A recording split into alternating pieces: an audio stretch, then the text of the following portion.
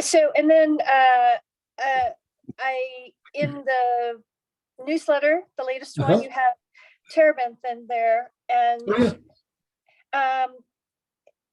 I found it interesting that it dries out mucus, but it also then treats dry eyes, which are kind of opposing things. You're adding secretion, but you're taking out secretion, and I think of it more as like a regulator. Like it kind of can regulate, especially because the dry eyes, dry mouth is actually part of an autoimmune response. Like you might not have an autoimmune disorder, but it is the immunity is like turning on the body somewhat.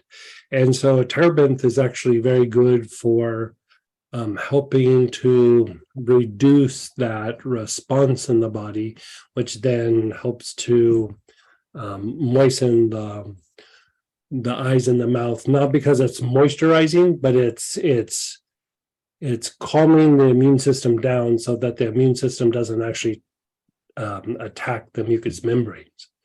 And so it does that very well. But then also, if there's a lot of mucus within especially the respiratory tract, it will diminish and dry out the mucus. And so even though they seem kind of similar, the mechanisms behind them are a little bit different. And it's more about the mechanism than it is about the symptom.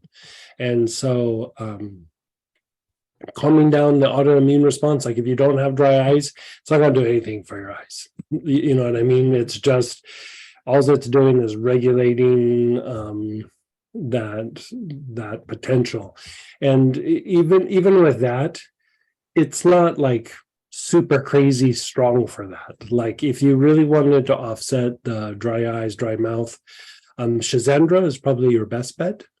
And then using cinnamon inhaled over a period of time will help to stimulate the processes in the body that would help to moisten it. But when it's starting to be like kind of chronic dry eyes and everything, that is a little bit of not just allergies, but can be a little bit of an autoimmune issue. And so the Terebinth helps to regulate it, basically. Okay. Mm-hmm.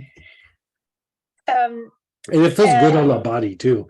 Like, like if your body gets like stiff or, not necessarily arthritic, but, like sometimes you just, I don't know, you maybe slept wrong or different, or you did a little exercise and you're all stiff for a day or two or something. Like a nice Terebinth bath, man, it just takes a lot of that stiffness out of the body. You could use that for your cycling stuff. Yeah, I was just thinking about that. Yeah. Well, it said detoxifies fascia was one of the things listed, and I've started a treatment where I'm having someone massage my entire body to release stuff out of the fascia. So, would you take that? That would be neat on the body, like before he works. You could do it in a massage oil. You could do it in a liniment. I would do it probably in a salt bath. Like I would put like 15, 20 drops and soak in a bath and then call it good. I mean, you can put it neat on areas that, maybe you're a little concerned about, with cycling, knees, hamstrings, low back area, all of that stuff is good. And then also like the neck, all of that stuff gets hit with that. But even how like you're in your position with your handlebars for long periods of time, you start to get stiffness in the wrist, the hand, the thumb, the elbow, even the neck and shoulder up in there. Like, I'd hit all your spots. So basically, it's not quite like an antispasmodic like how marjoram would be or like vetiver, but because of what it does to the fascia, it does take some stiffness out of the joints because it does detoxify.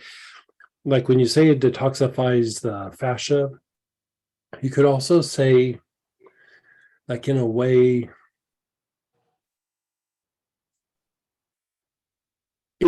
it's like it detoxifies the joint capsule, like a Mm. bit. And so not a lot of things do that, for one. And two, it usually there's other things going on. It usually is not something where it's like, oh, just this did it. But in the old days, doing a rub with terebinth, like in a soap or an alcohol, like a liniment, like on the body, was a way to offset some of the stiffness that just happens as you get older, or you start to have a little bit of arthritic issues or something like that. And I know, like, when I was early on doing things with oils, like this was probably back in the late 80s, maybe.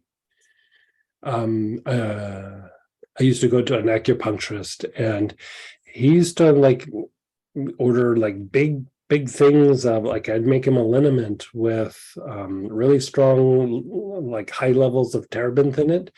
And I would always ask him, do you want other things in it? He's like, nope, just the terebinth. And like, after he would pull the needles out, he would rub everybody down, like, whatever areas he treated, he would always rub it down with that liniment, just to detoxify the tissue and any stiffness or anything that comes from the treatment. And man, he loved it. And so yeah, you can use it with other things, but I mean, terebinth stands on its own. It's just with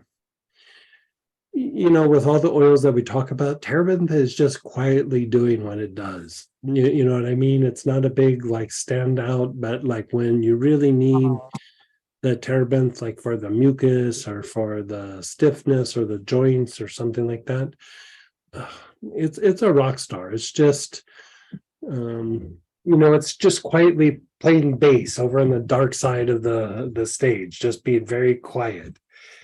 It does what it does without making a big thing about it. It doesn't even really have a super strong scent. There's a scent there, but it's not like over the top strong. And so, Well, I'm tired of hurting everywhere and not being able to ride because I hurt so much. So yeah. I jumped in totally with this massage that's special for the fascia. And then What kind of body work is it?